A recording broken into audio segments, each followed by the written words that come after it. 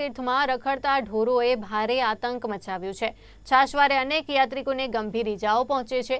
આજે મુંબઈના યાત્રિક પિતા પુત્રીને બે ખૂટિયાઓએ અડફેટે લેતા ગંભીર ઇજાઓ પહોંચી, જેથી તેમને તાત્કાલિક હોસ્પિટલ ખાતે ખસેડવામાં આવ્યા। સોમનાથ મંદિર પાસે વારંવાર આખલાઓ બાખડે છે અને દોડતા આખલાઓ દર્શન કરવા આવેલા યાત્રિકો અને પ્રવાસીઓને અડફેટે લે છે। નાના વેપારીઓને પણ ઘણું નુકસાન પહોંચાડે છે। આમ છતાં આઇકોનિક પ્લેસ ગણાતા સોમનાથ तीर्थમાં તંત્રની ગંભીર બેદરકારીનો ભોગ યાત્રિકો બની રહ્યા છે। इवनिंग में घूमते हुए समुद्र मार्ग पर गया तो यहाँ दो बैल आपस में लड़ रहे थे और लड़ते हुए उन्होंने मुझे भी घायल किया और मेरी बेटी को भी घायल कर दिया। काफ़ी खून निकला है, मेरे चेस्ट में पूरा यहाँ पर पेन हो रहा है बहुत ज़्यादा।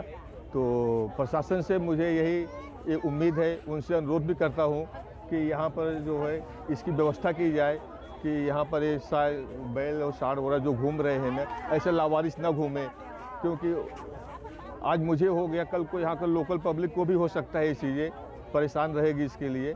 तो मेरा बार बार यही विनती है प्रशासन से कि इसकी व्यवस्था करे हो।